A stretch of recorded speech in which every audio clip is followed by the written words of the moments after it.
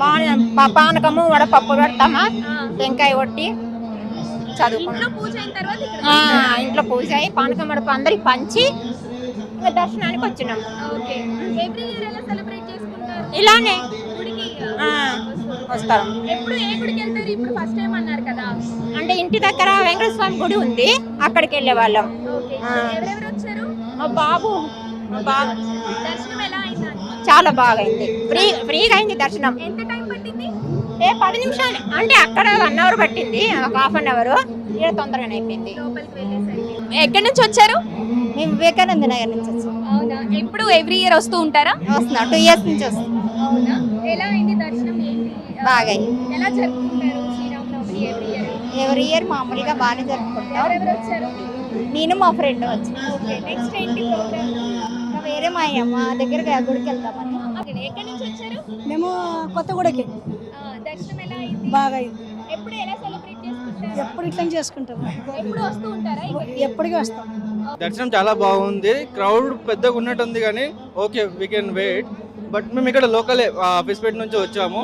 So we were like almost 4 to 5 people we came together, so we enjoyed. And జై శ్రీరామ్.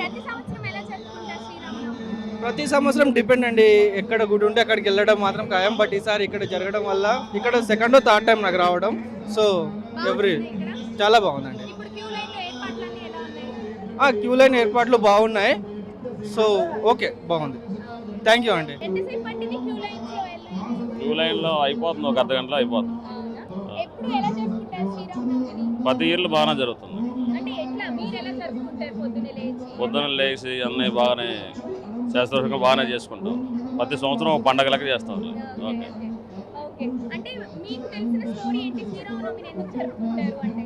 మన తెలుగు వాళ్ళ పండగ జై శ్రీరామ్. ఎక్కడి నుంచి వచ్చారు? కొండాపూర్.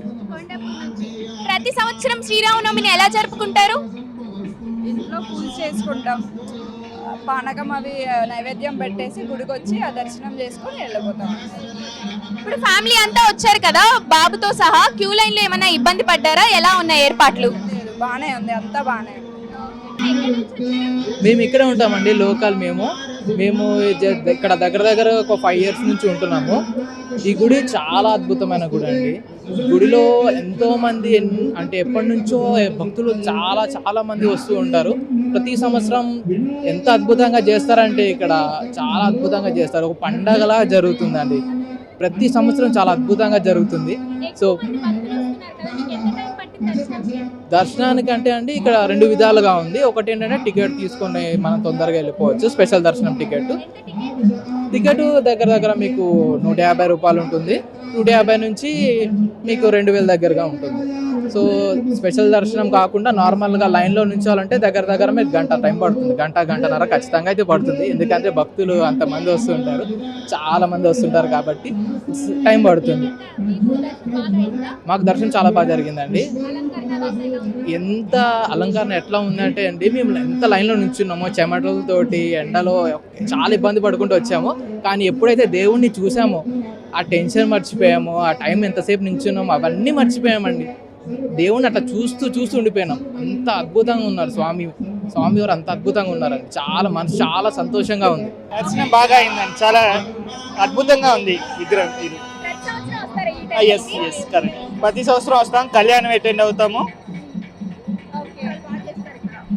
చాలా బాగా చేస్తారు, చాలా బాగా జరిగింది. టైం అంటే చాలా ఎక్కువ టైమే పడుతుంది. అంటే మేము శీఘ్ర దర్శనం తీసుకున్నాం కాబట్టి త్వరగా అయిపోయింది. 150 రూపీస్ టికెట్. బాగా జరుపుకుంటాం. యూజువల్గా మార్నింగే పానకం చేస్తాము, ప్రసాదం చేస్తాము, సలివిడి వడపప్పు పెడతాము. ఇంకా దేవుని బాగా అలంకరించి పూజ చేసుకుంటాము. సో మాకు ట్విన్స్ కాబట్టి కొంచెం స్పెషల్గా చేసుకుంటాము.